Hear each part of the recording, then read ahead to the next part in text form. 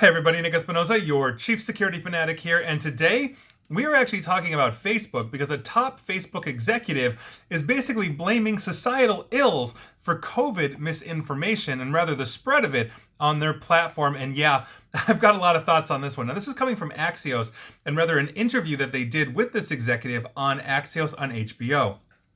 Here's what's going on. Longtime Facebook veteran Andrew Bosworth, actually, he is the one running hardware. He's basically their CTO. He's the one running the hardware for Facebook. He's the one developing the augmented reality for Meta, et cetera, et cetera, et cetera. So that's who we're talking about here. He is high up on the Facebook chain. This isn't some random VP. So let me start over. Longtime veteran Andrew Bosworth insists that political and COVID-19 misinformation are societal problems rather than issues that have basically been magnified on Facebook and other social media. Now, here is essentially why this matters. Critics say Facebook and other social networks have played a significant role in vaccine hesitancy and the spread of political misinformation. If you are a regular follower of me, you know I talk about this quite a bit. And to quote Mr. Bosworth, individual humans are the ones who choose to believe or not believe a thing. They are the ones who choose to share or not share a thing. I don't feel comfortable at all saying they don't have a voice because I don't like what they said. Now, asked whether vaccine hesitancy would be the same with or without social media, Bosworth defended Facebook's role in combating COVID, noting that the company ran one of the largest information campaigns in the world to spread authoritative information. He said that individuals make the choice whether to listen to that information or to rely on less reputable information spread by people like friends and family. Quote, that's their choice. They're allowed to do that. They have an issue with those people. You don't have an issue with Facebook. You can't put that on me. Now, when he was also pressed on whether Facebook and others were amplifying those views, Bosworth characterized it as a demand problem rather than one caused by the amount of misinformation on social media. And I quote, once again, Mr. Bosworth, people want that information. I don't believe that answer is, quote, I will deny these people the information they seek and I will enforce my own will upon them. At some point, the onus is and should be on any meaningful democracy, in any meaningful democracy, on the individual. Basically, what he is saying is a very classic stance, basically saying you have the choice, you have the freedom to read what you want to believe, read what you want to read, and believe what you want to believe. And quite frankly, yeah, I would agree with that. But here's the thing.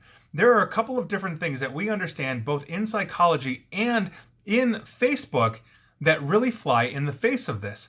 They basically dropped a supercharger into the amplification of misinformation. And thanks to Frances Haugen, the Facebook whistleblower, we know internally that they were amplifying the loudest and most angriest voices basically out there, which tend to be the ones that are spewing misinformation. Meaning, you get basically put into this search bubble, this filter bubble, this news bubble of essentially what Facebook, thanks to their algorithms, has prioritized of essentially confirming your confirmation bias. Therefore, it is harder and harder and harder to look at basically actual information if you are sitting in this bubble. And that is one of the problems that we have here. Literally, the last video/podcast I did was on intellectual humility, where a study showed that if a person wrote it down and it was challenged, they were vastly more dug into their ways.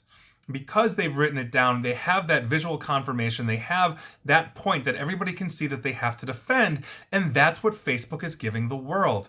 My video the other day dovetails with this one. It's also a podcast as well. And so it's not just a simple matter of, well, we don't have, we have complete and total choice over what we are, who we do, what we want to see. I mean, that basically flies in the face of decades and decades and decades of advertising.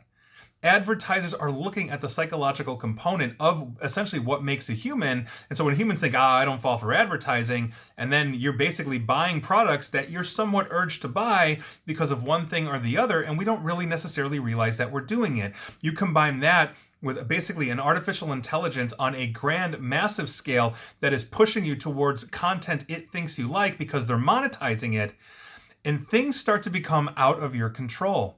Talk to that crazy uncle or whoever that crazy person is that believes, and I mentioned this in the other video, that, the Bill Gates brain chip in the vaccine is causing better 5G reception.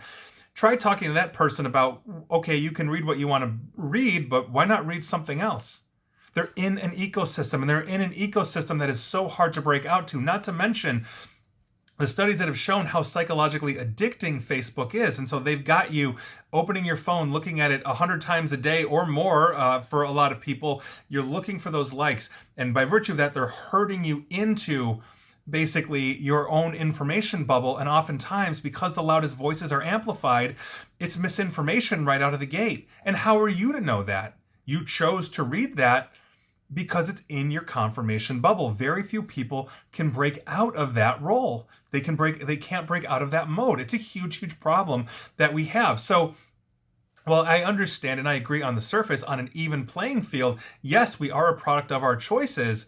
At the end of the day, when basically we are led to the choices by algorithms, by everybody around us, by all of these other things, even though everything around us is demonstrably false, we're not going to know because we're not given the chance to see, let's say, the other side of this. This is a huge problem. We are seeing an erosion in society of our institutions, in confidence of even our neighbors, even our family members here. We come together through listening. We come together through understanding. I mentioned this in my other video/podcast.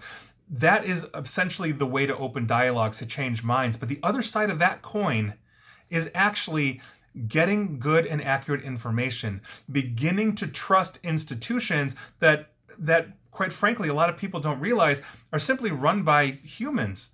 They're simply there trying to do good, honest work, and now they're being derided for it. And that's a huge problem that we have. And so for them to come out, for Bosworth to come out, essentially as a representative of Facebook, as one of the C-level, one of the inner circle in Facebook, he is literally running the hardware side of Meta.